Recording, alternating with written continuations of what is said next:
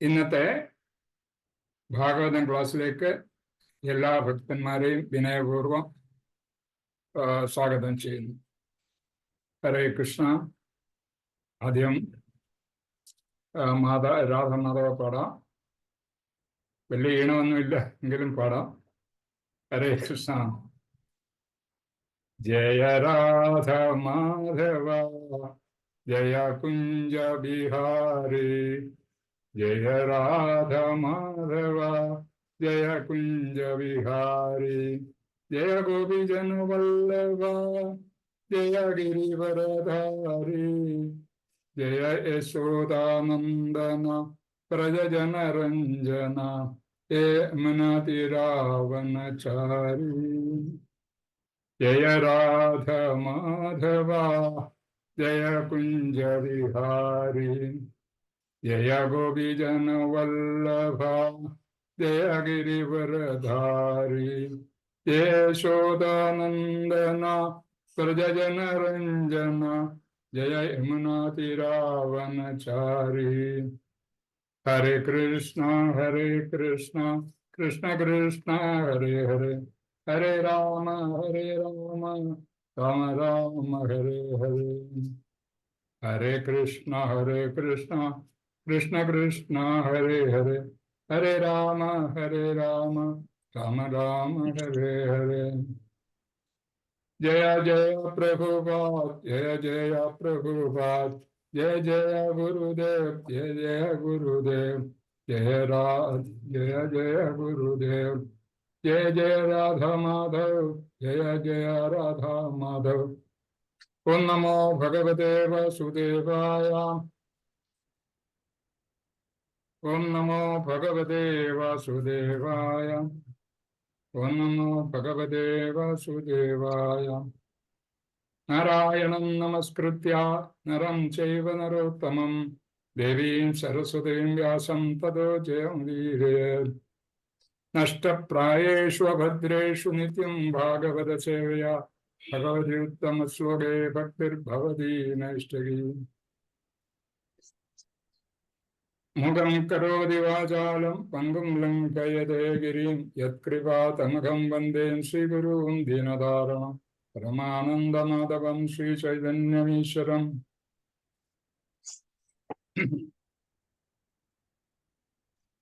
ഹരേ കൃഷ്ണ. ഇന്ന് നമ്മള് ചർച്ച ചെയ്യുന്നത്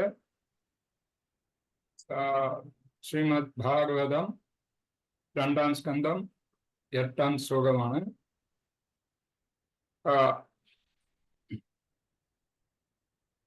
ഹരേ കൃഷ്ണ. ഞാൻ വായിക്കാതെ.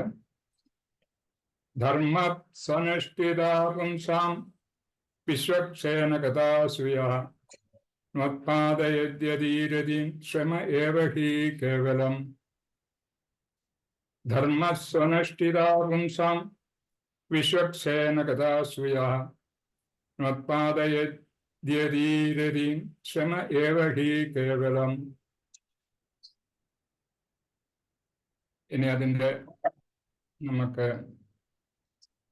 വേർഡ്സ്, അതിൻ്റെ വാക്കുകളെ പറ്റി നോക്കാം. ധർമ്മ, ധർമ്മം. സനുഷ്ഠിത, ഒരുവന്റെ സ്വന്തം നിലയ്ക്കനുസരിച്ച് നിർവഹിക്കപ്പെടുന്ന.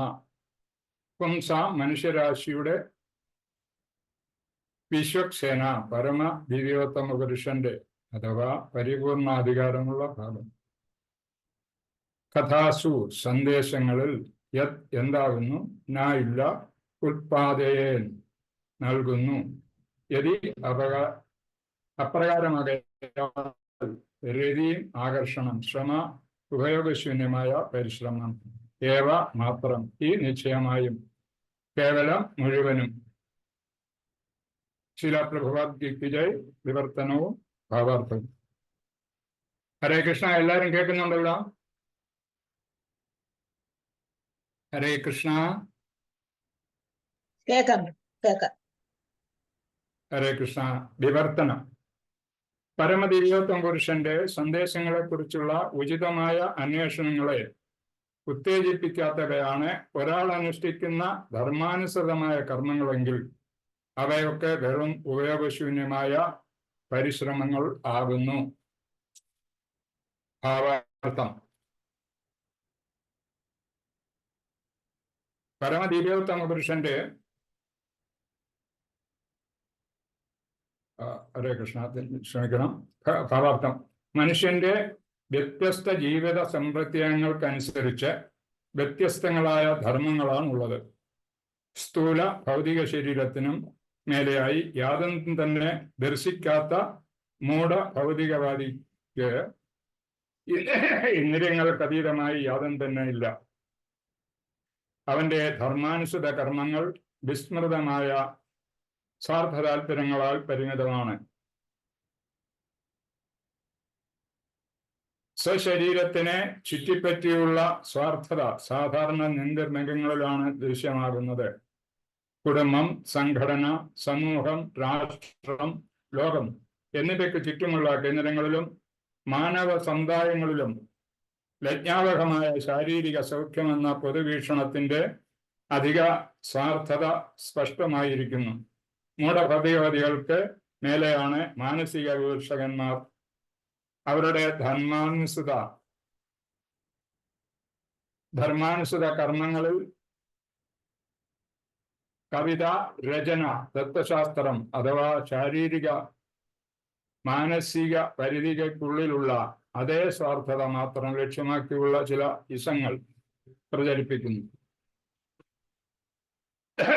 എന്നെ ഉൾപ്പെടുന്നു. എന്നാൽ ശരീരത്തിനും മനസ്സിനും ഉപരിയായി സുപ്തമായ ചേതനാത്മാവുണ്ട്.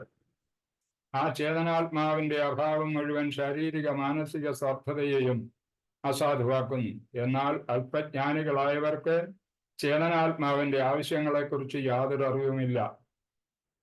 അല്പജ്ഞാനികൾക്ക് ആത്മാവിനെക്കുറിച്ച് യാതൊരു അറിവുമില്ലായകയാലും ശരീരത്തിന്റെയും മനസ്സിന്റെയും അധികാര അതിർത്തിക്കുപരിയായി ആത്മാവ് എപ്രകാരമാണെന്നും അറിയായകയാൽ അവരുടെ ധർമാനുസൃത നിർവഹണ കർമ്മങ്ങളിൽ അവർ സംതൃപ്തരാകുന്നില്ല. ആത്മസംതൃപ്തിയെ സംബന്ധിച്ച പ്രശ്നമാണ് ഇവിടെ ഉന്നയിച്ചിരിക്കുന്നത്.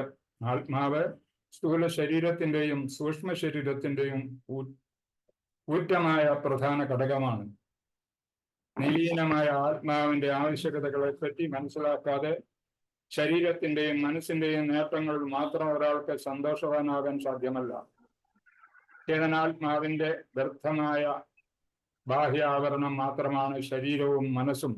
ചേതനാത്മാവിന്റെ ആവശ്യങ്ങളെ നാം നിശ്ചയമായും പൂർത്തീകരിക്കണം. പക്ഷിക്കൂട് വൃത്തിയാക്കുക മുഖേന മാത്രം പക്ഷിയെ തൃപ്തിപ്പെടുത്താൻ സാധ്യമല്ല. നിശ്ചയമായും പക്ഷിയുടെ ആവശ്യത്തെക്കുറിച്ചും അറിഞ്ഞിരിക്കണം. ചേതനാത്മാവിന്റെ ആവശ്യമെന്തെന്നാൽ ഭൗതിക ബന്ധനത്തിന്റെ നിയന്ത്രിത ജീവിത അംശങ്ങളിൽ നിന്നുള്ള സ്വാതന്ത്ര്യവും അനന്തരം പരിപൂർണ ആഗ്രഹ സഫലീകരണവും ആകുന്നു. മഹാപ്രപഞ്ചത്തിന്റെ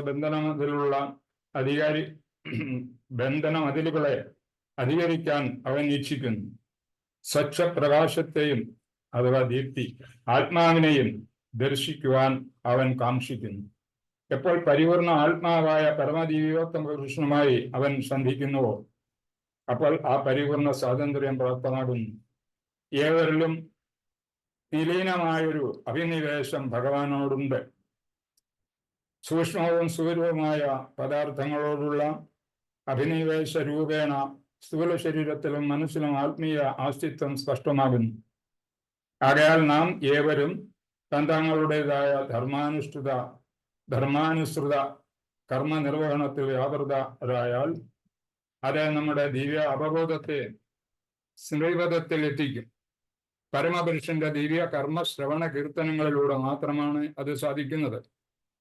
മാത്രമല്ല ഭഗവത് അതിനരിയ സന്ദേശ ശ്രവണ കീർത്തനങ്ങൾ അഭിനിവേശം ഏർപ്പെടുത്താത്ത എല്ലാ ധർമാനുസൃത കർമ്മങ്ങളും വെറും സമയം പാഴാക്കലാണെന്ന് ഇവിടെ ഉത്ബോധിപ്പിക്കുന്നു. അതെന്തുകൊണ്ടെന്നാൽ മറ്റെല്ലാ ധർമാനുസൃത കർമ്മങ്ങളും ആത്മാവിന് മോക്ഷം പ്രദാനം ചെയ്യുന്നില്ല. സർവസ്വാതന്ത്ര്യത്തിന്റെ ഉത്ഭവസ്ഥാനത്തെ കണ്ടെത്തുന്നതിൽ പരാജയപ്പെട്ടതിനാൽ രക്ഷാസൈനികരുടെ പ്രവർത്തനങ്ങളും ഉപയോഗശൂന്യമായി തീരുന്നു. ഈ ലോകത്തിലായാലും പരലോകത്തിലായാലും ഭൗതിക ലാഭം സ്ഥലകാല പരിധിക്കുള്ളിലാണ്. മൂഢ ഭൗതികവാദിക്ക് പ്രായോഗികമായി ദർശിക്കുവാൻ കഴിയുന്നു. സ്വർഗലോകം പ്രാപ്തമായാലും തന്റെ അത്യാഗ്രഹിയായ ആത്മാവിന് ശാശ്വതമായ ഒരു വാസസ്ഥലമില്ലെന്ന് അവൻ മനസ്സിലാക്കുന്നു. ശുദ്ധഭക്തിയുത സേവനം എന്ന പരിപൂർണ ശാസ്ത്രീയ പ്രക്രിയയിൽ ആത്മാവിനെ സംതൃപ്തനാക്കണം. ഹരേ കൃഷ്ണ.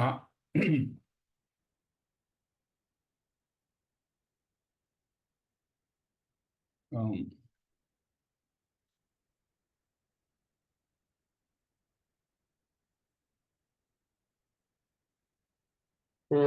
അജ്ഞാനതികരാന്തസ്യ ജ്ഞാനാഞ്ജനശലാകയാ ചക്ഷുരുന്മീലിതം യേന തസ്മൈ ശ്രീ ഗുരുവേ നമഃ.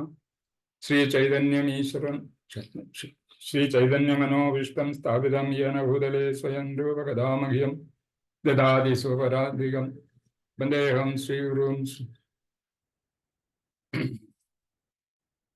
മറന്നുപോയി. ഹരേ കൃഷ്ണ. ഹരേ കൃഷ്ണ ഹരേ കൃഷ്ണ കൃഷ്ണ കൃഷ്ണ ഹരേ ഹരേ, ഹരേ രാമ രാമ രാമ ഹരേ ഹരേ. ഓം നമോ ഓം വിഷ്ണുമതായ കൃഷ്ണപൃഷ്ഠായ ബുധലേ ശ്രീമതേ മഹാവിഷ്ണു ഗോസ്വാമി നാമിനെ. നമോ ഓം വിഷ്ണുമതായ കൃഷ്ണപൃഷ്ഠായ ബുധലേ ശ്രീമതേ ഭക്തി വേദാന്ത സ്വാമിനി നാമിനെ. നമസ്തേ സാരസ്വതേ ദേവേ ഗൗരവാണി പ്രചാരണേ നിർവിശേഷ ശൂന്യവാദി പാശ്ചാത്യ ദേശധാരണേ.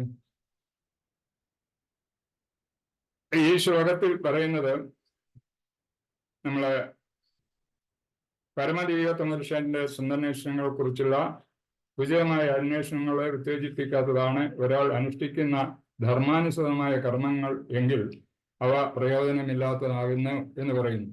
അപ്പൊ ഇതിനകത്ത് പ്രഭുപാദർജി പറയുന്നത് ധർമ്മം എന്താണെന്ന് പറയുന്നുണ്ട്. അതിനകത്ത് എങ്ങനെ ധർമ്മം നമുക്ക് മനസ്സിലാക്കേണ്ടത് ധർമ്മത്തെ പറ്റിയാണ്. ധർമ്മം എന്താണ്? ധർമ്മം ഓരോ ജീവജാലങ്ങളുടെയും അല്ലെങ്കിൽ ജീവികളുടെയും, മനുഷ്യനുണ്ട്, വിവിധ തരത്തിലുള്ള മൃഗങ്ങളുണ്ട്, ജന്തുക്കളുണ്ട്, അങ്ങനെ 84 ലക്ഷം ജീവികളുമുണ്ട്. അതിൻ്റെ ഗുണമനുസരിച്ച് അതിന് ചെയ്യേണ്ട പ്രവൃത്തിയാണ് ധർമ്മം എന്ന് പറയുന്നത്. അപ്പൊ അത് ധർമ്മം നമുക്ക് ഉദാഹരണം നോക്കാം. ഒരു പാമ്പുണ്ടെങ്കിൽ അതിൻ്റെ സ്വഭാവ ഗുണം എന്ന് പറയുന്നത് കടിക്കുക എന്നുള്ളത്. അപ്പൊ അത് കടിക്കുന്നത് അതിൻ്റെ ധർമ്മമാണ്. അത് ചെയ്യുന്നതിൽ കുഴപ്പമില്ല, അങ്ങനെ ആ ധർമ്മം ചെയ്യുന്നു. അതുപോലെ തന്നെ നമ്മുടെ യന്ത്രങ്ങളിൽ ഒരു ഉച്ചഭാഷണികൾ ഉപയോഗിക്കുന്ന ഒരു യന്ത്രമുണ്ട്. ആ യന്ത്രത്തിന് അതിൻ്റെ ഗുണമെന്ന് പറയുന്നത് നമ്മുടെ ശബ്ദത്തെ ഉച്ചത്തിൽ സംപ്രേഷണം ചെയ്യുക എന്നുള്ളതാണ്.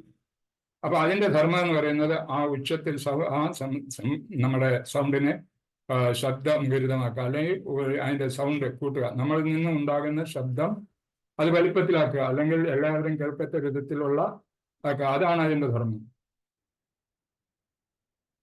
അതുപോലെ തന്നെ ഓരോ വ്യക്തിക്കും, അത് നമ്മുടെ മനുഷ്യരിൽ തന്നെ പല ഗുണങ്ങളുള്ള വ്യക്തികളുണ്ട്, സമൂഹമുണ്ട്, അങ്ങനെ സംഘടനകളുണ്ട്. അവർക്കൊക്കെ അവരുടെ ഗുണമനുസരിച്ച് ഉള്ള ആ പ്രവൃത്തിയാണ് ധർമ്മം എന്ന് പറയുന്നത്. അപ്പൊ അവരുടെ ഗുണം നമുക്ക് ചിലപ്പം എല്ലാവരുടെയും ധർമ്മം ഒന്നാണെന്ന് പറയാൻ പറ്റില്ല. നമ്മുടെ ധർമ്മം ഒരു ജീവാത്മാവിന്റെ ധർമ്മം എന്താണ്, ഒരു മറ്റുള്ളവരുടെ ധർമ്മമാണ്. അതിൽ തന്നെ പല മതത്തിലുള്ളവരുണ്ട്. നമ്മൾക്ക് നമ്മുടെ മതത്തിൽപ്പെട്ടവർക്കാണെങ്കിൽ, നമ്മുടെ ഈ കൃഷ്ണാവബോധ വിശ്വാസം ചെയ്യുന്നവരാണെങ്കിൽ നമുക്ക് അത് നമ്മുടെ മത്സ്യമാംസങ്ങൾ ഉപയോഗിക്കുന്നതും മറ്റു പല കാര്യങ്ങളും നമ്മളെ അധാർമികം എന്ന് പറയുന്നു. അതേസമയത്ത് മത്സ്യം ഉപയോഗിച്ചുകൂടാതിരിക്കാൻ കഴിയാത്ത ചിലരുണ്ട്. അവർക്ക് അതായിരിക്കും അവരുടെ ധർമ്മം. ചിലർ പശുവിനെ കൊല്ലുന്നു, ജന്തുക്കളെ ഹിംസിക്കുന്നു, ഇതൊക്കെ അവരുടെ ധർമ്മമാണ്. അപ്പൊ അങ്ങനെ ഈ ധർമ്മം പ്രത്യേകിച്ചൊരു വിഭാഗത്തിന് ഇന്നതെന്ന് പറയാൻ നമുക്ക് പറ്റത്തില്ല. അത് പല വിധത്തിലാണ് ധർമ്മം. നമ്മളുടെ ജീവാത്മാക്കളുടെ ധർമ്മം എന്ന് പറയുന്നത് ഭഗവാന്റെ സേവനം, അതാണ് നമ്മുടെ ധർമ്മം. ഹരേ കൃഷ്ണ. കേൾക്കാവില്ല?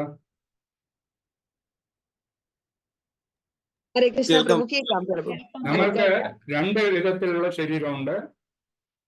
ഒന്ന് സൂക്ഷ്മ ശരീരവും ഒന്ന് സ്ഥൂല ശരീരവും. സ്ഥൂല ശരീരം എന്ന് പറയുന്നത് പഞ്ചഭൂതങ്ങളാൽ നിർമ്മിക്കപ്പെട്ടതാണ്. സൂക്ഷ്മ ശരീരം എന്ന് പറയുന്നത് അത് കാണാൻ പറ്റാത്ത സംഗതികളാണ്. മനസ്സ്, ബുദ്ധി, അഹങ്കാരം. അത് സൂക്ഷ്മ ശരീരം ഇതും സൂക്ഷ്മ ശരീരവും സ്ഥൂല ശരീരവും ചേർന്നതാണ് നമ്മുടെ ഈ ജീവാത്മാവ് എന്ന് പറയുന്നത്. അപ്പൊ ആ ജീവാത്മാവിന് വസിക്കാനുള്ള ഒരു യന്ത്രമാണ് നമ്മുടെ ശരീരം. അങ്ങനെ ആ ശരീരത്തിന് പല വിചാരങ്ങളുണ്ട്. ആ ശരീരം നമ്മുടെ ധർമ്മത്തിനനുസരിച്ച് നമ്മൾ പ്രവർത്തിക്കണം. അതായത് ഈശ്വരന്റെ സേവനത്തിന് വേണ്ടി നമ്മുടെ ധർമ്മം എന്ന് പറഞ്ഞാൽ ഭഗവാൻ സേവനം ചെയ്യുക എന്നുള്ളതാണ്. നമ്മൾ ആത്മീയമാണ് ചിന്തിക്കുന്നെങ്കിൽ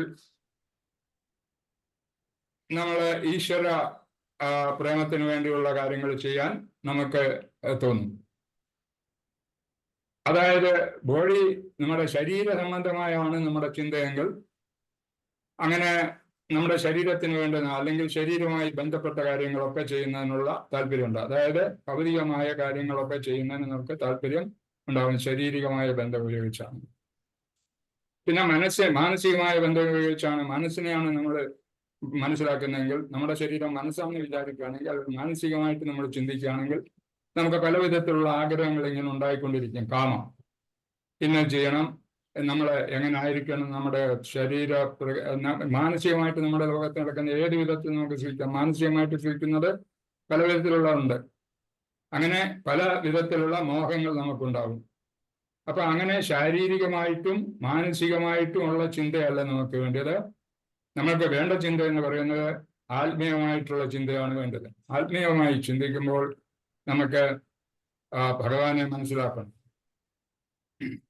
ആ മനസ്സിലാക്കുന്നതിന് ഉള്ള മാർഗമാണ് ഭഗവത് ഭക്തിയുത സേവനം.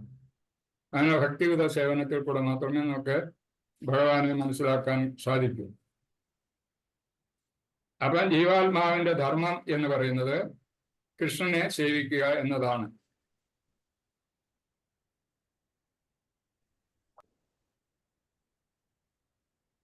അതില് അങ്ങനെ കൃഷ്ണനെ സേവിക്കുക എന്ന് പറയുന്നത് നിസ്സാര കാര്യമൊന്നുമല്ല. നമ്മൾ കഴിഞ്ഞ ശ്ലോകങ്ങളൊക്കെ പഠിച്ച് എങ്ങനെയാണ് കൃഷ്ണനെ സേവിക്കേണ്ടതെന്നും ഭഗവത് ഭക്തിയുത സേവനം എങ്ങനെയാണ് ചെയ്യേണ്ടതെന്നും ഒക്കെ നമ്മൾ കഴിഞ്ഞ ക്ലാസ്സിലൊക്കെ പഠിച്ചിട്ടുള്ളതാണ്.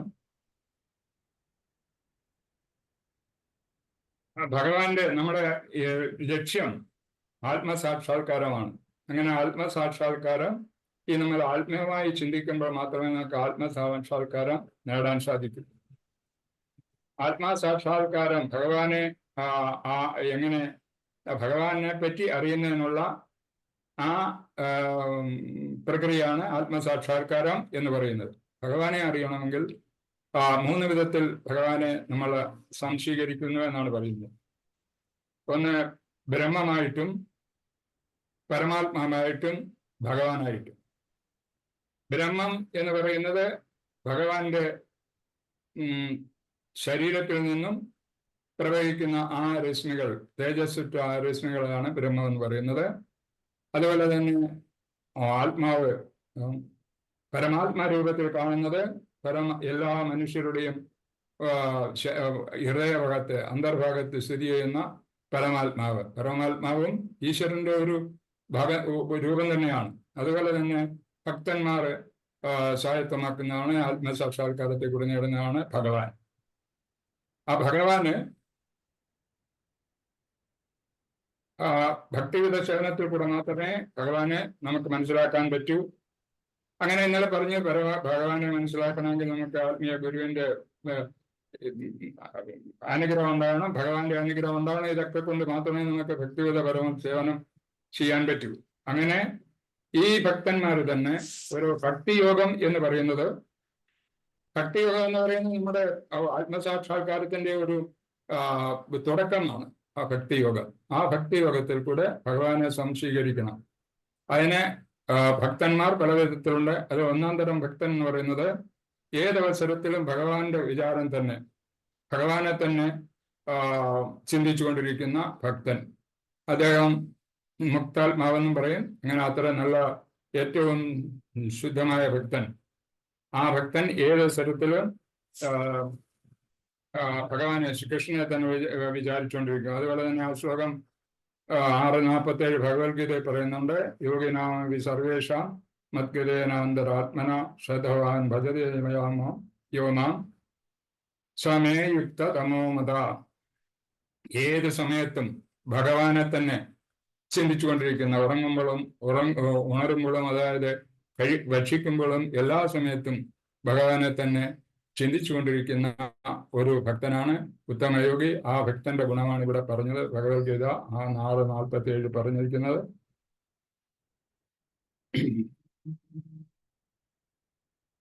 അതുപോലെ തന്നെ ഏതൊരവസരത്തിലും അവർ ഭഗവാനെ പ്രാർത്ഥിച്ചുകൊണ്ടായിരിക്കണം. ഭക്തിയുത സഭ, ഭഗവാന്റെ ജപം, ഭഗവാന്റെ ഭജനം ചെയ്തുകൊണ്ടേയിരിക്കുന്നു. അതുപോലെ ഭഗവാനെ എപ്പോഴും വിചാരിച്ചുകൊണ്ടിരിക്കുന്നു. അപ്പൊ അങ്ങനെയുള്ളവർ നമ്മൾ ഭഗവാനെ ഹരേ കൃഷ്ണ മഹാമന്ത്രം ജപിച്ചുകൊണ്ട് ഭഗവാനെ നമ്മൾ എപ്പോഴും വിചാരിച്ചുകൊണ്ടിരിക്കുന്നു. പക്ഷേ നമ്മൾ ഏതൊരു അവസരത്തിലും ഭഗവാനെ ചിന്തിക്കാറില്ല. പല സ്വരത്തിൽ പല വിധത്തിലാണ് നമ്മൾ പല രീതിയിൽ പോയി കഴിഞ്ഞാൽ ഭഗവാനെ മറന്നു. അപ്പൊ ഒരിക്കലും ഭഗവാനെ മറക്കരുത്. എപ്പോഴും ഭഗവാനെ എപ്പോഴും ചിന്തിച്ചുകൊണ്ടിരിക്കണം, ഓർമ്മിച്ചുകൊണ്ടിരിക്കണം. അതാണ് നമ്മുടെ തത്വം.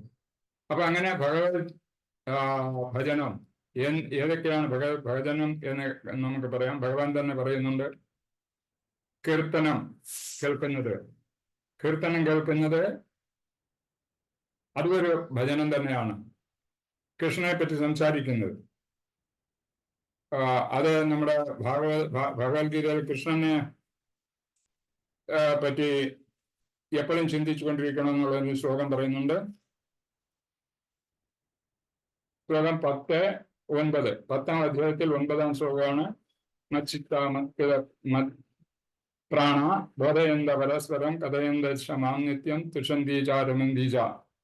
അങ്ങനെ ഏതവസരത്തിലും ഭഗവാനെ പറ്റി ചിന്തിച്ചുകൊണ്ടിരിക്കുക. ഭഗവാന്റെ കീർത്തനങ്ങൾ, ഭഗവാന്റെ ഗുണഗണങ്ങൾ, അല്ലെങ്കിൽ ഭഗവാന്റെ ലീലകള്, ഭഗവാന്റെ ഗുണഗണങ്ങള്, ഭഗവാൻ ചെയ്ത പാസ്റ്റ് ടൈംസ് എന്തൊക്കെയുണ്ടോ അതെല്ലാം, ഭഗവാന്റെ ബാല്യകാലം എങ്ങനെയായിരുന്നു, അതിനുശേഷം എന്തുണ്ടായി, ഭഗവാന്റെ എന്തൊക്കെ നടന്നു, ഭഗവാൻ എന്തിനാണ് ഭൂമിയിലെത്തിയത്, ഇങ്ങനെയുള്ള കാര്യങ്ങളൊക്കെ നമ്മൾ അന്യോന്യം ചർച്ച ചെയ്തുകൊണ്ടിരുന്നാൽ അപ്പൊ നമുക്ക് ഭഗവാന്റെ ചിന്ത എപ്പോഴും ഉണ്ടായിരിക്കും. അതാണ് ഒന്നാം തരം ഭക്തന്മാരുടെ ഗുണമെന്ന് പറയുന്നത്. ഏതൊരവസരത്തിലും ഭഗവാനെ പറ്റി ചിന്തിച്ചുകൊണ്ടിരിക്കുക. ഹരേ കൃഷ്ണ മഹാമന്ത്രം ജപിക്കുക. ഹരേ കൃഷ്ണ മഹാമന്ത്രം ജപിക്കുന്നതിനുള്ള രീതികളൊക്കെ എല്ലാവരും പഠിച്ചതാണ്. അതിന് യാതൊരു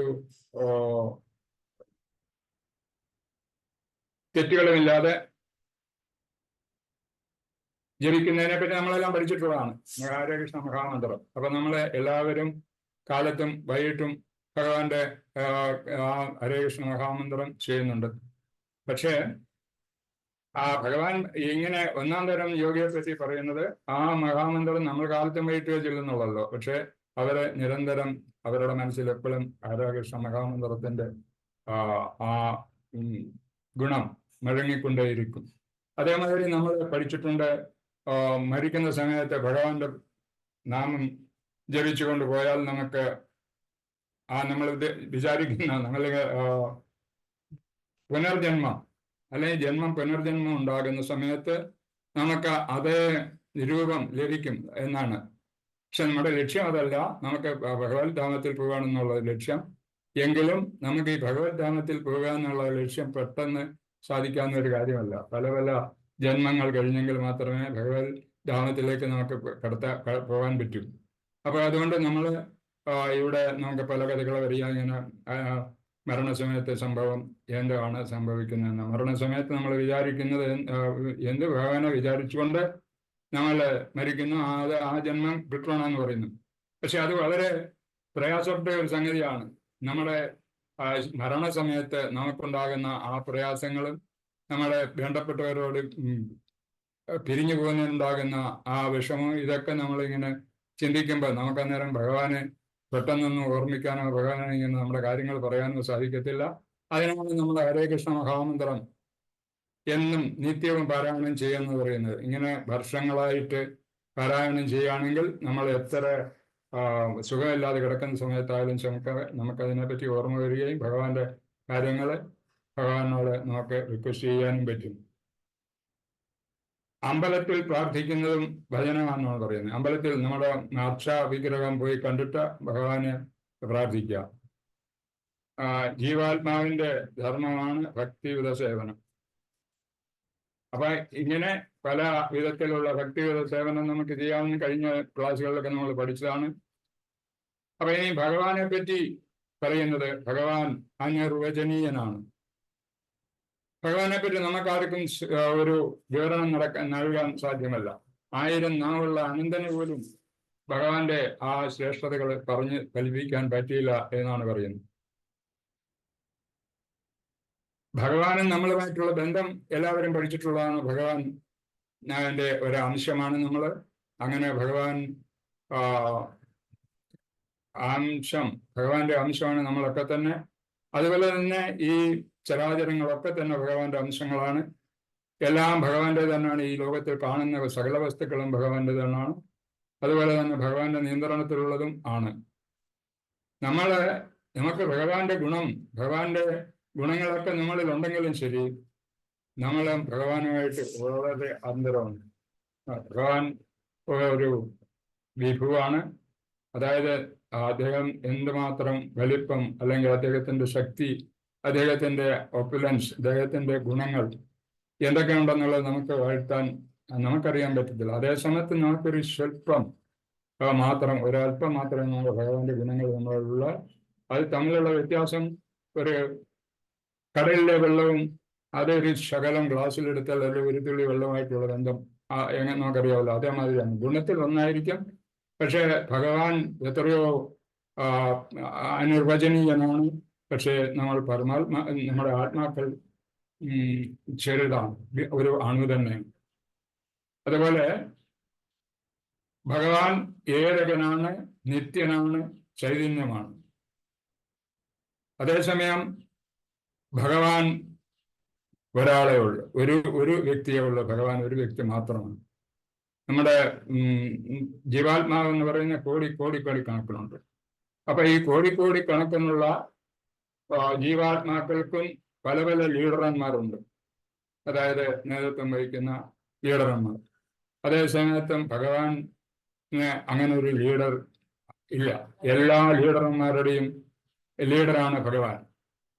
അപ്പൊ അങ്ങനെ ഈ ലോകത്തിലുള്ള എല്ലാ ചരാചരങ്ങളിലും വെച്ച് ശ്രേഷ്ഠനാണ്, ദിവ്യനാണ്, ശക്തിമാനാണ്, ഐശ്വര്യ സമ്പൂർണനാണ്, സൗന്ദര്യ ഉള്ള ആളാണ്. അങ്ങനെ ഭഗവാന്റെ ഗുണഗണങ്ങൾ അനേകമാണ്.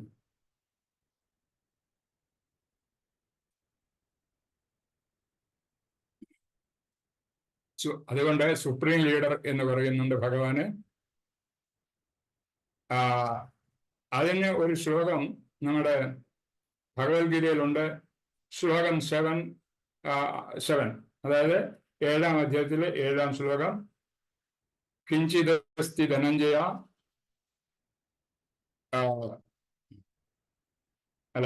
മത്ത പരതരം കിഞ്ചിദസ്തി ധനഞ്ജയ സർവം സൂത്രേ മണിഗണായിവ. അപ്പൊ ഇത് പറയുന്നത് ഭഗവാൻ, ഒരേ ഒരു ഭഗവാൻ, ആ ഭഗവാനിൽ കോർത്തിണക്കിയിട്ടുള്ള മണിഗണങ്ങളാണ് നമ്മളൊക്കെ തന്നെ, ചെറിയ മണികളൊക്കെ.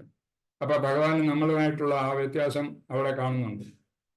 ഒരേ ഒരു ഭഗവാൻ, ആ ഭഗവാന് എന്ന് പറയുന്നത് ഒരു എല്ലാത്തിൻ്റെയും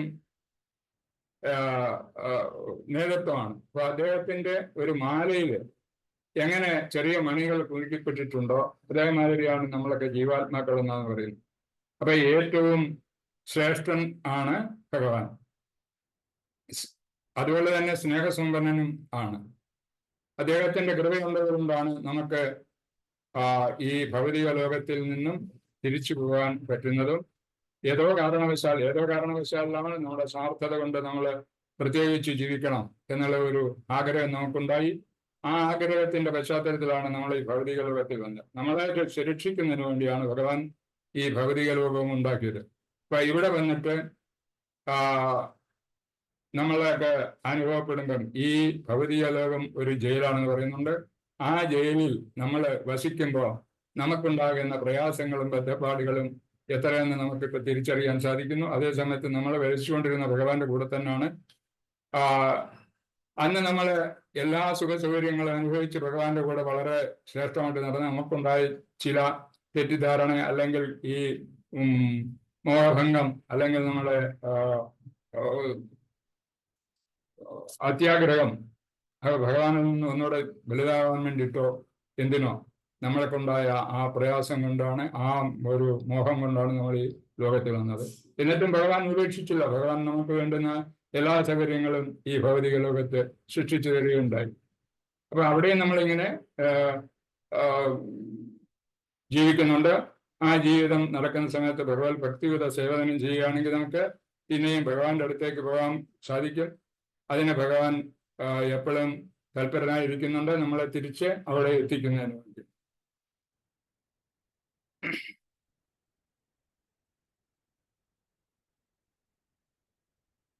ഭഗവാന്റെ ശക്തി അപരിമേയമാണ്. അപ്പൊ അതിനെപ്പറ്റി ഭഗവാൻ എത്രമാത്രം ശക്തി ഉണ്ടെന്ന്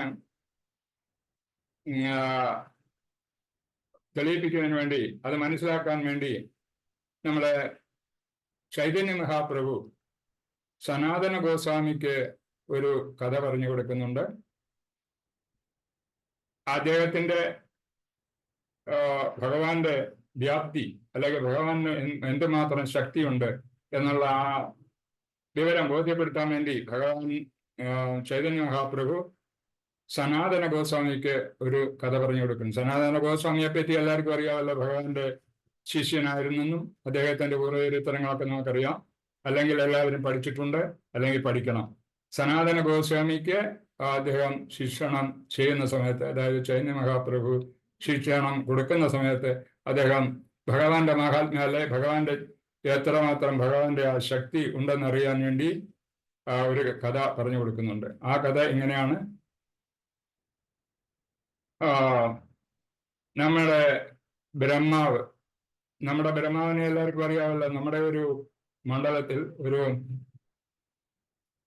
ബ്രഹ്മ ഉണ്ട്. നമ്മൾ അറിയാം, ബ്രഹ്മാവിന്റെ ഭഗവാന്റെ സൃഷ്ടിയാണ് ബ്രഹ്മാവും. നമ്മുടെയൊക്കെ മുത്തച്ഛൻ അല്ലെങ്കിൽ നമ്മുടെയൊക്കെ സൃഷ്ടികർത്താവ് അദ്ദേഹമാണ്. ഒരു ബ്രഹ്മാണ്ടത്തിന്റെ അധിപതിയാണ് ഭഗവാൻ ബ്രഹ്മാവ്. ആ ബ്രഹ്മാവ് ഒരു ദിവസം ഭഗവാൻ കൃഷ്ണനെ കാണാൻ ദ്വാരകയിലേക്ക് പോകുന്നുണ്ട്. അപ്പൊ ആ സമയത്ത് ഈ ബ്രഹ്മാവ് അവിടെ ചെല്ലുകയും, എന്തിനാണെന്ന് വെച്ചാൽ ഇത് പറഞ്ഞത് നമ്മുടെ അതായത് ഭൗതിക ലോകം ഭഗവാന്റെ സൃഷ്ടിയുടെ 1/4 അംശം മാത്രമേ ഉള്ളൂ. ഭൗതിക ലോകം 3 അംശവും ആത്മീയ ലോകത്താണ്. അപ്പൊ ആത്മീയ ലോകത്താണ് ഭഗവാൻ കൃഷ്ണൻ വസിക്കുന്നതും. ഗോലോക വൃന്ദാവനത്തിലാണ് അദ്ദേഹത്തിന്റെ വാസസ്ഥാനം. മറ്റേയൊക്കെ വൈകുണ്ഠങ്ങളൊക്കെ ഉണ്ട് അവിടെ. ആ വൈകുണ്ഠങ്ങളിലൊക്കെ ഭഗവാന്റെ വിസ്തൃതങ്ങളായ രൂപങ്ങൾ അവിടെ വസിക്കുന്നുണ്ട്. അപ്പൊ അത്ര ആ വൈകുണ്ഠങ്ങളിലേക്ക് ബ്രഹ്മാവ് ദ്വാരകയിൽ ചെല്ലുന്ന സമയത്ത് പറഞ്ഞു വിടുകയാണ് ബ്രഹ്മാവിന്. അപ്പൊ ബ്രഹ്മാവ് അവിടെ ചെന്നിട്ട് പറഞ്ഞു വിടുക എന്ന് പറഞ്ഞാൽ, ഇവിടെ ചൈതന്യ മഹാപ്രഭുവാണ് ബ്രഹ്മാവിന് ഇങ്ങനെ ആ ശക്തി മനസ്സിലാക്കാൻ വേണ്ടി അവിടെ പറഞ്ഞു വിടുന്നത്. അപ്പൊ അവിടെ ചെന്നിട്ട് കൃഷ്ണന്റെ ദ്വാരപാലകനെ കാണുന്നു. ദ്വാരപാലകനോട് പറയുന്നു, ഇങ്ങനെ ഞാനൊരു ബ്രഹ്മാവ് ഇവിടെ എത്തിയിട്ടുണ്ടെന്ന് പറയാൻ പറയുന്നു. അപ്പം ഭഗവാന്റെ അടുത്തേക്ക് ആ ദ്വാരപാലകൻ പോയി പറയുന്നു, ഇങ്ങനെ ഒരു ബ്രഹ്മാവ് വന്നിട്ടുണ്ട്. ആ ബ്രഹ്മാവിന് അപ്പം കൃഷ്ണൻ ചോദിക്കുന്ന ഏത് ബ്രഹ്മാവാണ് വന്നത്. അപ്പൊ അതേമാതിരി തന്നെ ഇവിടെ വന്നിട്ട് നമ്മുടെ ബ്രഹ്മാവിനോട് ചോദിക്കുന്നു, ഏത് ബ്രഹ്മാവാണെന്ന് ചോദിക്കുന്നുണ്ട് കൃഷ്ണൻ. അത് എങ്ങനെ പറയണം അദ്ദേഹത്തിനോട്. അപ്പൊ പറഞ്ഞു, ഇങ്ങനെ 4 മുഖനും, അതായത് 4 മുഖമുള്ള ഇതും, അതുപോലെ തന്നെ യോഗിമാരുടെ ബാലകന്മാരായ ചതുർയോഗികളുടെ അച്ഛനുമായ ബ്രഹ്മാവാണ് വന്നിരിക്കുന്നത് അപ്പൊ എന്ന് പറയാൻ പറയുന്നു. അപ്പൊ അദ്ദേഹം പറഞ്ഞു വിടുന്ന അവിടത്തേക്ക്, കൃഷ്ണന്റെ അടുത്തേക്ക് ദ്വാരപാലകൻ പോയി കൃഷ്ണനോട് പറയുന്നു, ഇങ്ങനെ ആ ബ്രഹ്മാവ് ചതുർമുഖനായ ബ്രഹ്മാവാണ് ഇവിടെ വന്നിരിക്കുന്നത്. അപ്പോ പറഞ്ഞ് ശരി പറഞ്ഞു വിടാൻ പറയുന്നു. അപ്പൊ ആദ്യ കൃഷ്ണന്റെ അടുത്ത് ചതുർമുഖൻ എത്തിച്ചേരുന്നുണ്ട്. ചതുർമുഖൻ എത്തിച്ചേർന്നിട്ട് ഇങ്ങനെ അദ്ദേഹത്തിനെ താണു വീണ് വണങ്ങിക്കുന്നതിന് ശേഷം എല്ലാ എങ്ങനെയുള്ള ആരംഭ നടപടികളൊക്കെ, അതായത് ഒരു ഭഗവാനെ കാണുമ്പോൾ ഒരു ജീവാത്മാവ് ഏത് വിധത്തിൽ പെരുമാറണമോ അതൊക്കെ ആ ബ്രഹ്മാവ് ചെയ്തതിന് ശേഷം ചോദിക്കുന്നു, ഭഗവാനെ അങ്ങ് എന്താണ് ഇങ്ങനെ ചോദിച്ചത്, ഏത് ബ്രഹ്മാവാണെന്ന്. അപ്പം ശരി, ഞാൻ മനസ്സിലാക്കി തരാം എന്ന് മനസ്സിൽ കാണുകയും ചിരിക്കുകയും ചെയ്തു ഭഗവാൻ. എന്നിട്ട് അദ്ദേഹത്തോട് പറഞ്ഞൊന്ന് കുറച്ചു നേരം ഇവിടെ വെയിറ്റ് ചെയ്യൂ, ഞാൻ പറയാൻ പറ്റും. അപ്പൊ കൃഷ്ണൻ ഉള്ള ബ്രഹ്മാക്കന്മാരെയൊക്കെ അവിടെ വിളിച്ചു കൂട്ടുന്നുണ്ട്. അടുത്ത ഓരോ ഭാഗത്തു നിന്നും ബ്രഹ്മാക്കൾ വരുന്നുണ്ട്, പല പല ബ്രഹ്മാക്കൾ. അപ്പോൾ 4 തലയുള്ളവരുണ്ട്, 10 തലകളുണ്ട്, 100, 1000 അങ്ങനെ തലകൾ വളരെ ഉള്ള ബ്രഹ്മാക്കന്മാർ വരുന്നുണ്ട്. അപ്പൊ ഇത് കണ്ടപ്പം നമ്മുടെ ബ്രഹ്മാവിന് വളരെ അതിശയം തോന്നി. എന്താണ് ഈ ഇത്രയും ബ്രഹ്മാക്കളുണ്ടോ, ഇങ്ങനെ ഇത്രയും തലകളുള്ള ബ്രഹ്മാക്കളുണ്ടോ, ഇതൊക്കെ എവിടെയാണ്? അപ്പൊ അദ്ദേഹത്തിന് മനസ്സിലായി, ഞാൻ ഒരു ചെറിയ ആണ്, ഒരു ബ്രഹ്മാണ്ടത്തിലെ ഒരു ചെറിയ അംശമാണ് നമ്മുടെ ഈ 4-1 ഭൂമിയിൽ ഉള്ളത്, ഒരു ബ്രഹ്മാവ് എന്ന് അദ്ദേഹത്തിന് മനസ്സിലായി. അപ്പൊ ഇവിടെ ആ ബ്രഹ്മാക്കന്മാരെ എല്ലാം വിളിച്ചു കൂട്ടിയിട്ട് ഭഗവാൻ ഇങ്ങനെ എന്തിനാണ് ഇപ്പൊ കാണുന്നത്, ഞങ്ങളെ വിളിച്ച എന്തിനാണെന്നൊക്കെ ബ്രഹ്മാക്കൾ ചോദിക്കുന്നുണ്ട്. പക്ഷെ ചോദിച്ചിട്ടും അവര് വെറുതെ ഭഗവാൻ പറയുന്നു, ഞാൻ ഇങ്ങനെ നിങ്ങളെ കണ്ടിട്ട് കുറെ കാലമായല്ലോ, എല്ലാവരുമായിട്ടൊന്ന് സംഘം ചേരാമെന്ന് വിചാരിച്ച് ഞാൻ വിളിച്ചു ചേർത്താണ്. അപ്പൊ അങ്ങനെ എല്ലാവരും അവരവരുടെ സ്ഥാനത്ത് വന്നു. പിന്നെ നമ്മുടെ ബ്രഹ്മാവ് ഭഗവാനോട് ചോദിച്ചിട്ട് വന്നിട്ട് ഭഗവാനായിട്ട് തിരിച്ചു പോകാനുള്ള അനുഗ്രഹം വാങ്ങുന്നു. അപ്പൊ ആ ബ്രഹ്മാവിനോട് ഭഗവാൻ പറയുന്നു, ഇത് നമ്മുടെ മറ്റ് ബ്രഹ്മാണ്ടത്തിൽ പല ബ്രഹ്മാണ്ടങ്ങളുണ്ട് ഇവിടെ. ആ ബ്രഹ്മാണ്ടത്തില് ഈ ഉള്ള ഒരു വിഭാഗം ആൾക്കാരാണ് ഇപ്പൊ വന്നത്.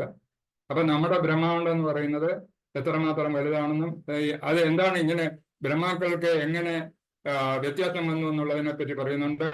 അതായത് ഭഗവാന്റെ എന്തുമാത്രം വിസ്താരമുള്ള ബ്രഹ്മാണ്ടമാണ് ഓരോരുത്തരും ഉള്ളത്, അതിനനുസരിച്ചാണ് ഓരോ ബ്രഹ്മാവിനും തലയുടെ എണ്ണം കൊടുക്കുന്നത്. അപ്പൊ അങ്ങനെ നോക്കുമ്പോൾ ഏറ്റവും കുറഞ്ഞ ബ്രഹ്മാണ്ടം എന്ന് പറയുന്നത് നമ്മുടെയാണ്. അതുപോലുള്ള അനേകായിരം ബ്രഹ്മാണ്ടങ്ങൾ നമ്മുടെ ഈ 4-1 ഭാഗത്ത്, അതായത് ഭഗവാന്റെ സൃഷ്ടിയുടെ 4-1 ഭാഗത്ത് ഉണ്ട്. അപ്പൊ നമ്മൾ ചിന്തിച്ചു നോക്കുക, ഭഗവാന്റെ ശക്തി എന്തുമാത്രമുണ്ട്. ഇത്രമാത്രം വിശാലമായ ആ ഒരു എല്ലാ ബ്രഹ്മാണ്ടങ്ങളും, ആ 4-1 ഭാഗത്തുള്ള ബ്രഹ്മാണ്ടങ്ങളും, അതുപോലെ തന്നെ ആ 4-3 ഭാഗത്തുള്ള മറ്റ് ആത്മീയ ലോകങ്ങളെ പറ്റിയും ഭഗവാനെ പറ്റി എത്രമാത്രം വലുപ്പവും എത്രമാത്രം വിശാലമാണെന്നുള്ളത് നോക്കുക. ഇതിനെയൊക്കെ നിയന്ത്രിക്കുന്നത് നമ്മുടെ ഈ ഭഗവാൻ കൃഷ്ണൻ തന്നെയാണ്. ആ കൃഷ്ണന്റെ അപ്പം ബ്രഹ്മാവിനെ മനസ്സിലാകുന്നു എന്തുമാത്രം ചെറുമയുള്ള ആയിരിക്കുന്ന ഞാന്, അതുപോലെ തന്നെ നമ്മുടെ ഈ ബ്രഹ്മാണ്ടം എന്ന് പറയുന്നത് എത്ര നിസ്സാരമാണ്, മറ്റുള്ള ബ്രഹ്മാണ്ടങ്ങൾ എത്ര വലുപ്പമുള്ളതാണ്. അപ്പൊ അങ്ങനെ ഏകദേശം ബ്രഹ്മാവിന് നമ്മുടെ 4-1 ഭാഗത്തെ പറ്റിയും അതുപോലെ 4-3 ഭാഗത്തെ പറ്റിയുമുള്ള വിശാലത, ഈ വിശാലമുള്ള ദേശത്തിന്റെ അല്ലെങ്കിൽ ഇത്രയുള്ള ആ സൃഷ്ടിയെ മൊത്തം സൃഷ്ടിക്കുന്നതും, അതുപോലെ തന്നെ ആ സൃഷ്ടിയെ നിയന്ത്രിക്കുന്നതും, അതുപോലെ തന്നെ ആ സൃഷ്ടികളൊക്കെ സംഘടിക്കുന്നതും ഒക്കെ നമ്മുടെ ഈ ഭഗവാൻ തന്നെയാണ്. അപ്പൊ അങ്ങനെയുള്ള ഭഗവാനെ മനസ്സിലാക്കുമ്പോൾ ധർമ്മം, നമ്മുടെ മനുഷ്യധർമ്മം എന്താണെന്നും നമ്മുടെ ജീവാത്മാവുടെ ധർമ്മം എന്താണെന്നും മനസ്സിലാക്കിക്കൊണ്ട് വേണം അദ്ദേഹത്തിന് വേണ്ടുന്ന ഭക്തിയുത ഭഗവത് സേവനം ചെയ്യേണ്ടത് എന്നാണ് ഈ ശ്ലോകത്തിൽ വിവരിക്കുന്നത്. ഇതിനെപ്പറ്റി ഇത്രയൊക്കെയാണ് എനിക്ക് ഇവിടെ ഇന്ന് പറയാനുള്ളത്. ഹരേ കൃഷ്ണ. എല്ലാവരും കേട്ട് കാണുമെന്ന് വിചാരിക്കുന്നു. അതുപോലെ തന്നെ ഞാൻ പറഞ്ഞതിൽ ചില പ്രാവശ്യം പ്രശ്നങ്ങളൊക്കെ ഉണ്ടാകുന്നു. കാരണം അറിയാമല്ലോ, ക്ഷമിക്കണം. എന്തെങ്കിലും തെറ്റുകളോ കുറ്റങ്ങളോ ഉണ്ടെങ്കിൽ എല്ലാവരും അത് പറയുന്നതിൽ വിരോധമില്ല. കാരണം അടുത്ത പ്രാവശ്യമെങ്കിൽ എനിക്കത് മേക്കപ്പ് ചെയ്ത് സംസാരിക്കാൻ പറ്റുമെന്നുള്ള ഒരു വിചാരമുണ്ട്. അതുകൊണ്ട് എല്ലാവരും നമ്മുടെ ഈ ജീവാത്മാക്കൾ, നമ്മുടെ ഭക്തന്മാർ, അതായത് ഈ നമ്മളെ ഭക്തിയുടെ ആദ്യത്തെ പടിയിലോട്ട് കയറിയിട്ട് പോലുമില്ല, അത്രയ്ക്കുള്ള ആ ഭക്തിയുടെ ആരംഭത്തിലാണ് നമ്മൾ നിൽക്കുന്നത്. അപ്പൊ അങ്ങനെ അതിനുവേണ്ടി ഭക്തി വളർത്താൻ വേണ്ടി നമ്മൾ എന്തൊക്കെ ചെയ്യണോ അതെല്ലാം നമ്മൾ ഭഗവത്ഗീതയിലും നമ്മുടെ ഭാഗവതത്തിലും ഒക്കെ പറഞ്ഞു തന്നിട്ടുണ്ട്. പിന്നെ ഈ ശ്ലോകങ്ങളൊക്കെ ഞാൻ പുസ്തകത്തിൽ നോക്കിയാണ് പറഞ്ഞത്. എനിക്കത് കാണാപ്പാടം പഠിച്ചാൽ മറന്നു പോകുന്നുണ്ട്. അതുകൊണ്ടാണ് ചോദിച്ചത്. അതിലൊക്കെ ക്ഷമിക്കണം. എന്തെങ്കിലും തെറ്റുകൾ ഉണ്ടെങ്കിൽ കാണിക്കുന്നതിൽ യാതൊരു വിരോധവുമില്ല. ഭക്തജനങ്ങൾ ഇവിടെ സമ്പർക്കം ഉണ്ടെങ്കിൽ മാത്രമേ നമുക്ക് മുന്നോട്ട് പോകാൻ പറ്റുള്ളൂ. അതുകൊണ്ട് തെറ്റുകുറ്റങ്ങൾ പറയുക, അല്ലെങ്കിൽ എനിക്ക് എന്തെങ്കിലും പറഞ്ഞതിൽ എന്തെങ്കിലും സംശയങ്ങൾ ഉണ്ടെങ്കിൽ അത് ചോദിച്ചാൽ പറഞ്ഞുതരാം. ഹരേ കൃഷ്ണ. എല്ലാവരും കേൾക്കുകയാണോ? എന്താണെന്ന് അറിയുന്നില്ലല്ലോ. ഒരുത്തരെ ഒരു അനുഭവമില്ല. നമ്മുടെ ചർച്ച എന്ന് പറയുന്നത് എല്ലാവരും കൂടി ചർച്ച ചെയ്യേണ്ട കാര്യമാണ്. നമ്മളെല്ലാം ഇങ്ങനെ പറഞ്ഞിട്ട് ഒരു കാര്യമില്ല. അപ്പൊ അതുകൊണ്ട് ചർച്ച വിധത്തിൽ ക്ലാസ് നടത്തണം. അതാണ് ആവശ്യം. ഒരു ശ്ലോകം എടുത്തു കഴിഞ്ഞാൽ അതിനെപ്പറ്റി എന്തെങ്കിലും സംശയങ്ങൾ ചോദിക്കുകയോ നമ്മൾ അല്ലെങ്കിൽ ഈ പറയുന്ന വ്യക്തി എന്തെങ്കിലും തെറ്റ് പറയുകയോ ഒക്കെ ചെയ്താൽ കറക്റ്റ് ചെയ്തുകൊണ്ട് പോയെങ്കിൽ നമുക്ക് ഭക്തിയിൽ മുന്നേറ്റം ഉണ്ടാകാൻ സാധിക്കൂ. ഹരേ കൃഷ്ണ. ഹരേ കൃഷ്ണ മാതാജി. ഹരേ കൃഷ്ണ പ്രഭു. ഹരേ കൃഷ്ണ പ്രഭു. പ്രഭു ഞാൻ ഒരു ഡൗട്ട് ചോദിച്ചോട്ടെ പ്രഭു? പ്രഭു, രാഗഭക്തി രാഗാനുഭക്തി ഒന്ന് സിമ്പിൾ ആയിട്ട് ഒന്ന് പറഞ്ഞു തരാൻ പറ്റുമോ പ്രഭു? കാര്യം ഞാൻ ഉപദേശാമൃതത്തിൽ അത് വായിച്ചു. അപ്പൊ എനിക്ക് ആകെ ഒരു കൺഫ്യൂഷൻ ആണ് വന്നത് പ്രഭു. രാഗഭക്തിയും രാഗാനുഭക്തിയും. രാഗഭക്തിയും രാഗാനുഭക്തിയും. രാഗാനുഭക്തി എന്ന് പറയുന്നത് നമ്മൾ ചെയ്യുന്ന ഭക്തി. രാഗഭക്തി നമ്മുടെ നിഷ്ഠകളൊക്കെ കൂടി ചെയ്യുന്ന. എന്നാൽ എനിക്ക് ഇപ്പൊ പറഞ്ഞു തരാൻ പറ്റത്തിൽ പറയാം. ഇനി ഒരു ക്ലാസ്സിൽ പറയാം. ഇതായിട്ട് ചുരുക്കത്തിൽ ഞാൻ പറഞ്ഞതാണ്. നമ്മുടെ വേദങ്ങളിലൊക്കെ പറഞ്ഞിട്ടുള്ള നിഷ്ഠകളും മറ്റു കാര്യങ്ങളൊക്കെ ചെയ്യുന്ന ഒരു ഭക്തിയുണ്ട്. അതായിരിക്കും രാഗഭക്തി എന്ന് പറയുന്നത്. എനിക്കറിയാമില്ല. ഭഗവാന്റെ അത് ശരിക്കും ഒന്ന് പഠിച്ചിട്ടെങ്കിലേ പറയാൻ പറ്റൂ. ഇപ്പൊ അങ്ങനെ ചോദിച്ചാൽ പറയാൻ പറ്റും. അതാ പ്രഭു, ഞാൻ ഉപദേശാമൃതത്തിൽ വായിക്കുമ്പോ അടുത്ത ക്ലാസ്സിൽ നമ്മുടെ ഭക്തിരസാമൃത സിന്ധു, അതുപോലെ തന്നെ ചൈതന്യ ശിക്ഷാമൃതം, ഇതിലൊക്കെ എഴുതിയിട്ടുണ്ട്. പക്ഷെ ഞാൻ ഇനി ഏതെങ്കിലും വെച്ച് നമ്മുടെ ക്ലാസ് എടുക്കുകയാണെങ്കിൽ ഞാൻ അതിനെപ്പറ്റി ശരിക്കും പഠിച്ചിട്ട് പറയാം. ഓക്കെ പ്രഭു. സംശയമുള്ള കാര്യം പറഞ്ഞിട്ട് കാര്യമില്ലല്ലോ. ഓക്കെ പ്രഭു. കാര്യം അത് വായിക്കുമ്പോഴേക്കും പ്രഭു ഇപ്പൊ പറഞ്ഞ പോലെ നിഷ്ഠകളോട് കൂടി ചെയ്യുന്നത് ആണ് രാഗഭക്തി. പക്ഷെ അതിന്റെ ഒരു ആദ്യത്തെ സെന്റൻസിൽ ഇങ്ങനെ പറഞ്ഞു, നമ്മള് ഭഗവാനില് സറണ്ടർ ചെയ്തതിന് ശേഷം നമ്മൾ ഭഗവാനെ ഭക്തിപൂർവം ചെയ്തു തുടങ്ങുമ്പോൾ നിഷ്ഠകൾ ഒന്നുമില്ലാതെ ചെയ്യാൻ പറ്റുന്നു എന്നൊരു ഇത് വന്നപ്പോൾ ഉള്ള ഒരു കൺഫ്യൂഷൻ ആയിരുന്നു പ്രഭു. അപ്പൊ പ്രഭു പറഞ്ഞ പോലെ ഒന്ന് റെഫർ ചെയ്തിട്ട് പ്രഭു പറഞ്ഞു തന്നാൽ മതി. ഏതെങ്കിലും ഒരു ഇത് ഒന്ന് ഡിസ്കസ് ചെയ്ത്. ഓക്കെ പ്രഭു. ഓക്കെ. പഴയ കാര്യങ്ങളൊന്നും പഠിച്ചതാ പണ്ടൊക്കെ. പക്ഷെ ഇനി ഒരു ബുക്ക് എടുത്ത് നോക്കി അതൊക്കെ ശരിക്കും മനസ്സിലാക്കിയെങ്കിലേ കാര്യമായിട്ട് പറയാൻ പറ്റൂ. ഇനി അടുത്ത ക്ലാസ്സിൽ പറയാം. ഹരേ കൃഷ്ണ. ഹരേ കൃഷ്ണ പ്രഭു. അതുപോലെ തന്നെ ഈ ശ്ലോകങ്ങളൊക്കെ പഠിച്ചതാ, പക്ഷെ എല്ലാം മറന്നു പോകാം. എന്ത് ചെയ്യാന്? ഹരേ കൃഷ്ണ മാതാജി.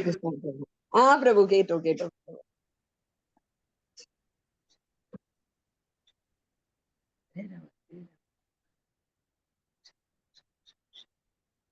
നിർത്തല്ലേ?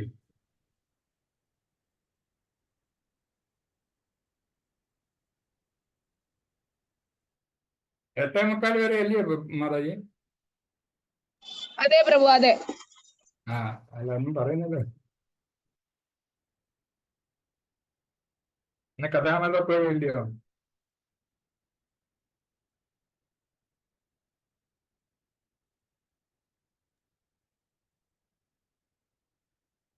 ഹരേകൃഷ്ണ പ്രഭു, ക്ലാസ്സിൽ ക്ലാസ് നല്ലതായിരുന്നു. പിന്നീട് മറന്നു പോകുന്നത് അതെന്തായാലും അത് എല്ലാവർക്കും മറവിയുള്ളതാണ്. അതിനെക്കുറിച്ച് ഓർത്ത് വിഷമിക്കേണ്ട കാര്യമില്ല.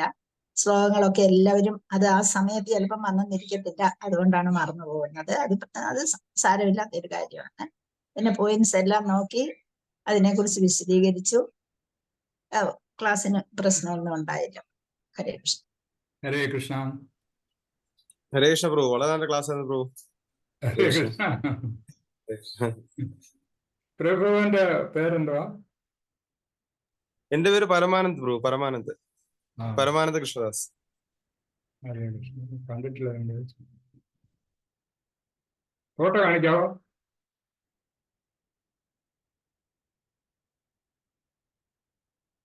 ഞാൻ കാറിലാണ് പ്രഭു. കാറില് സ്പീക്കറിൽ ഇട്ടേക്കാണ്.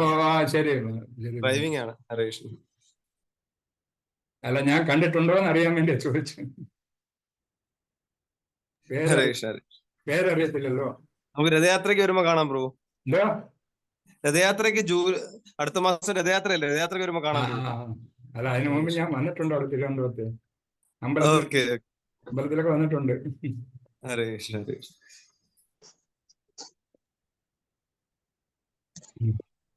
ഹരേ കൃഷ്ണ. നിർത്താം പ്രഭു.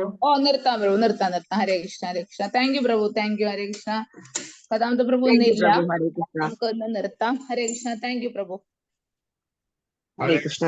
എല്ലാവർക്കും ഒരിക്കൽ കൂടി നന്ദി. ഹരേ കൃഷ്ണ. എന്നെ ശ്രവിച്ചതിന് ഹരേ കൃഷ്ണ. ഹരേ കൃഷ്ണ, ഹരേ കൃഷ്ണ.